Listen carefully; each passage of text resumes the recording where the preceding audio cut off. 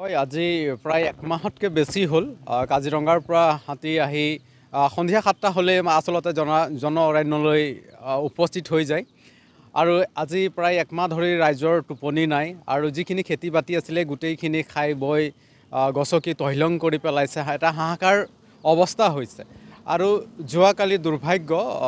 দেৱাৰু খাৰিয়া নামৰ এজন নিৰীহ লোকক তাক হাতীৰ আক্ৰমণত মৃত্যু হয় আৰু তিনিটাকৈ গৃহ আচলতে ভাঙি লণ্ডভণ্ড কৰিছে তো গতিকে আমি অসম চৰকাৰ আৰু বন বিভাগক আমি দাবী জনাব বিচাৰিছোঁ যে অতি শীঘ্ৰে এই মৃত পৰিয়ালক উপযুক্ত ক্ষতিপূৰণ প্ৰদান কৰক আৰু যিখিনি ক্ষতিগ্ৰস্ত লোক আছে যিবিলাক মানুহৰ খেতি নষ্ট হৈছে তেওঁলোকক যথা সময়ত আচলতে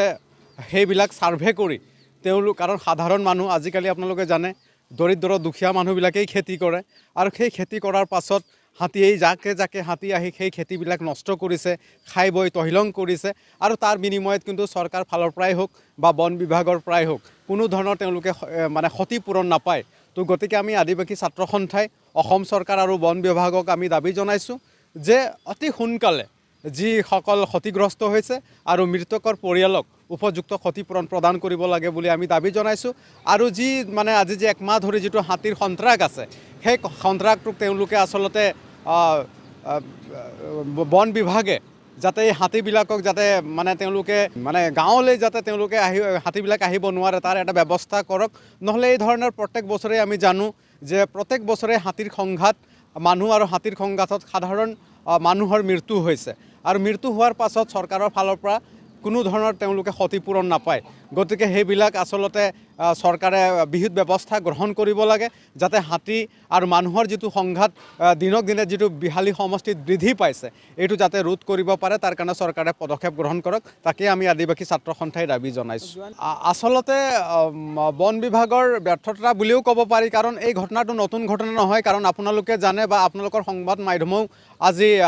ধাৰাবাহিকভাৱে মানুহ আৰু হাতীৰ যিটো সন্ত্ৰাস বা সংঘাত এইটো মানে আপোনালোকে প্ৰচাৰ কৰি আহিছে তাৰ পাছতো আচলতে বন বিভাগে এই বন্যপ্ৰাণীৰ ওপৰত তেওঁলোকৰ যি ধৰণৰ ব্যৱস্থা গ্ৰহণ কৰিব লাগে আৰু নকৰাৰ ফলতে তেওঁলোকৰ হেমাহিৰ কাৰণে আচলতে নিৰীহ লোকে প্ৰাণ হেৰুৱাবলগীয়া হৈছে বা কাৰোবাৰ সপোনৰ ঘৰখন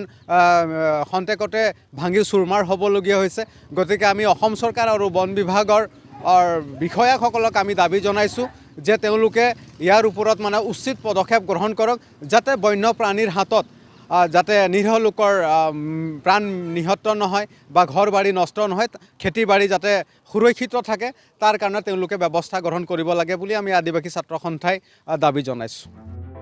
নিউজ 12 অসম নৰ্থ ইষ্ট যাত্ৰা আমাৰ অবিৰত সংকল্প অপ্ৰতিৰোধ্য